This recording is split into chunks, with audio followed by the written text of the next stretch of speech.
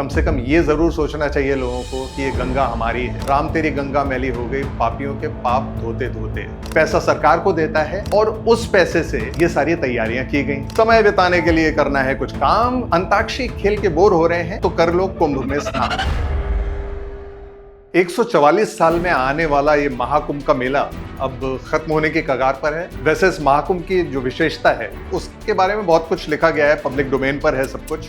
लेकिन इस महाकुंभ में आने वाले श्रद्धालु जो जनता है उनकी विशेषता का जो नमूना है वो जरूर हमें जानने को मिलता है। 50 करोड़ से भी ज्यादा लोग इस महाकुंभ में आए हैं और कमाल की बात है सब अपने अपने पाप धोने आए हैं और पाप भी कुछ ऐसे धोए हैं कि डेमोक्रेसी का पूरा फायदा उठाते हुए सब अपने अपने हिसाब से पाप धो के चले गए। देखिए जनता ने क्या किया क्या नहीं किया ये तो हम आपको बताते रहेंगे, लेकिन सबसे पहले बताना ये जरूरी है कि सरकार ने, गवर्नमेंट ने क्या किया। 1,65,000 टेंट्स लगाए जिसमें लोग ठहर सकें। 1.5 लाख टॉयलेट्स बनवाए गए, शौचालय, बड़ी जरूरत पड़ती है उसकी। 67,000 तकरीबन एलईडी लाइट्स 67,000 लगाई गई। 2,000 सोलर लाइट्स लगाई गई। 15,000 सैनिटेशन वर्कर्स लगातार सफाई होती रहे उसके लिए लगाए गए। इसके अलावा तकरीबन 9 परमानेंट घाट बनवाए, 30 टेम्पररी घाट जो कि पॉन्टून ब्रिज के ऊपर बने, ऐसे 30 टेम्पररी घाट बनवाए। 1,250 किलोमीटर की पूरी वाटर पाइपलाइंस बिछाई गई। 100 बेड का हॉस्पिटल बनवाया गया। प्रयागराज खूबसूरत लगे, गंगा के तट घाट किनारे खूबसूरत लगे। 3 लाख पौधे उसके लिए लगवाए। AI कैमरास लगे, अंडर वाटर ड्रोन्स लगे। बहुत सारी चीजें सरकार ने तैयारी की, सरकार ने पब्लिक को दी और ये सब एक्चुअली में टैक्स पेयर के पैसे से दिया जाता है। यानी वो इंसान जो अपनी सैलरी कटवा के पैसा सरकार को देता है और उस पैसे से ये सारी तैयारियां की गई। और ये जो सरकार है ये बीजेपी या कांग्रेस की नहीं होती, ये भारत सरकार या स्टेट गवर्नमेंट होती है, यानी ये हमारी अपनी सरकार होती है। हमारी अपनी सरकार ने बहुत कुछ किया, लेकिन फिर आए जनता, फिर आए श्रद्धालु और इसमें से काफी लोग ऐसे थे जो एकदम मुफ्तखोर थे। उसके बाद जनता ने क्या किया ये आपको बताता हूं। समय बिताने के लिए करना है कुछ काम, अंताक्षरी खेल के बोर हो रहे हैं तो कर लो कुंभ में स्नान। ये जो फोमो होता है, फियर ऑफ मिसिंग आउट, उसके चक्कर में बहुत सारे ऐसे लोग थे जो सिर्फ कुंभ जाके पहुंच गए ये सोच के कि हमारे पाप धुल जाएंगे। कई लोग फ्लाइट से आए, कुछ लोग ट्रेन से आए, जिसको जो मिला, ट्रैक्टर, बग्गी, घोड़ा, गधा, मक्खी, कुत्ता, जिसको जो मिला सब उस पर सवार होकर कुंभ पहुंच गए। उसके बाद जो तमाशे शुरू हुए हैं आप सोचिए कि इवन सरकार के भी बस में कुछ नहीं रह गया। 50 करोड़ से ऊपर लोग, एक भीड़, एक हुजूम जब इकट्ठा होता है तो सरकार कितना मैनेज कर सकती है। और किसी ने सही कहा है, भीड़ का अपना दिमाग तो होता नहीं है, भीड़ विक्षिप्त होती है, भीड़ पागल होती है। भीड़ बिल्कुल अलग ढंग से ऑपरेट करती है और जैसे ही भीड़ पहुंची 29 जनवरी को जो नहीं होना चाहिए था, जिसका हमेशा डर रहता है कुंभ में, वही हुआ। स्टैम्पीड हो गया, भगदड़ मच गई, लोग मरे, लोग घायल हो गए। सरकार ने कई बार चेतावनियां दी कि अब और लोग कुंभ की तरफ ना आए। पूरी सड़कें जाम पड़ी हुई हैं, ट्रेन में चढ़ने के लिए जगह नहीं है, किसी के लिए रहने के लिए भी अब व्यवस्था नहीं है क्योंकि भीड़ ज्यादा हो गई है। लेकिन लोग फिर भी नहीं माने। देखिए पॉलिटिकल पार्टीज क्या करती हैं, वैसे मैं ब्लेम नहीं करता पॉलिटिकल पार्टीज को, लेकिन यहाँ पे पॉलिटिकल पार्टीज का ब्लेम बनता है। वो इस वजह से बनता है क्योंकि पॉलिटिकल पार्टीज जनरली अपना वोटर बेस बढ़ाने के चक्कर में फ्रीबीज बांटते हैं। मुफ्तखोर जो होते हैं उन लोगों की संख्या बढ़ती है और जब मुफ्तखोरों की संख्या बढ़ती है तो वो आदत में तब्दील हो जाती है और ऐसे ही कुछ कुंभ की भीड़ के साथ हुआ है।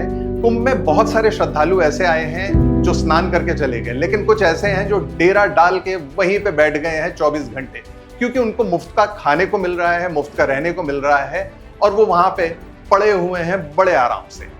दुख की बात यह है कि जो सिविलाइज लोग हैं वो इन मुफ्तखोरों की वजह से परेशान हो रहे हैं। ज्यादातर लोग ऐसे हैं जो कि मेरा ख्याल है स्नान करके वापस लौट जाते हैं, लेकिन कुछ लोग डेरा डाल के बैठे हैं। कुछ लोग तो ऐसे हैं 1.5 लाख टॉयलेट्स बनाने के बावजूद घाटों पर या तो लोटा लेकर या प्लास्टिक का डब्बा लेकर मोर बन के नाच रहे हैं, वहीं पे मलमूत्र के माउंट एवरेस्ट बना रहे हैं बिना शर्म के, बिना झिझक के। देखिए ज्यादातर श्रद्धालु ऐसे हैं जो लोग अपना काम करके, स्नान करके वापस लौट गए, लेकिन मुफ्तखोर जनता जो है वो वापस नहीं जाना चाहती।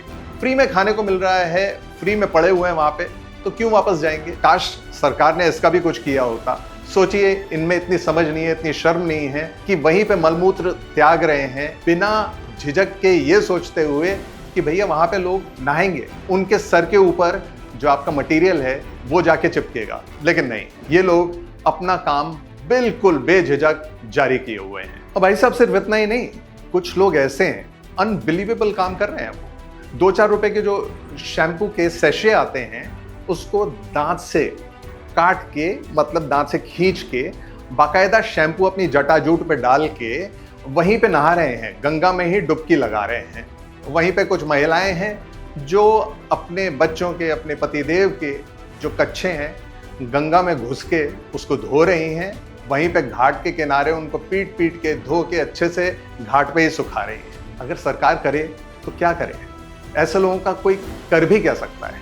लेकिन भारत की सभ्यता का जो नमूना है सिर्फ प्रयागराज तक सीमित नहीं है। लोग बाकायदा अपने शरीर का लचीलापन दिखाते हुए, भिंडी भाजी तरकारी की तरह ठुसते ठुसाते हुए ट्रेन्स में अंदर घुस रहे हैं और किसी तरह प्रयागराज तक पहुंच रहे हैं या फिर प्रयागराज से वापस अपने अपने शहरों तक। अगर आपने ये सीन्स देखे हों तो आप भी अपनी उंगली दांतों तले दबा लेंगे। बाकायदा भीड़ लाठियों से, डंडों से ट्रेन की खिड़कियां जो हैं उनको तोड़ रहे हैं। कुछ लोग पत्थर बरसा रहे हैं ट्रेन की खिड़कियों पर, ट्रेन के ऊपर।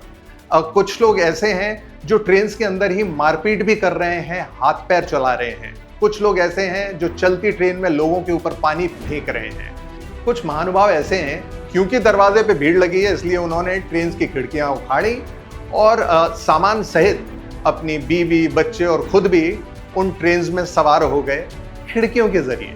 बताइए क्या हो सकता है भारतवासियों का, और कहाँ है वो सिविलाइज्ड बिहेवियर जिसकी हम बात करते हैं? अगर ये श्रद्धा का नमूना है, अगर इसको डिवोशन माना जाता है, तो भैया धन्य है भारतवर्ष। महाकुंभ खत्म हो जाएगा, लेकिन वो जो फीकल बैक्टीरिया जो गंगा में लोगों ने छोड़ा है उसको खत्म करने के लिए 2-3 सीजन निकल जाएंगे, 2-3 मॉनसून जरूर लगेंगे। कम से कम ये जरूर सोचना चाहिए लोगों को कि ये गंगा हमारी है। और मुझे याद आता है, एक लाइन याद आ रही है, एक फिल्म थी राम तेरी गंगा मैली, राज कपूर की फिल्म थी। उसमें रविंद्र जैन म्यूजिक डायरेक्टर थे। उनका एक गाना है, उन्होंने ही लिरिक्स लिखे थे, राम तेरी गंगा मैली हो गई, पापियों के पाप धोते धोते, करे क्या बेचारी इसको अपने ही लोग डुबोते, राम तेरी गंगा मैली हो गई, पापियों के पाप धोते धोते। डिकोड में फिलहाल इतना ही। ऐसे ही रिपोर्ट्स, ऐसे ही बातें लेकर हम आते रहेंगे। मैं हूं सौरभ आपके साथ।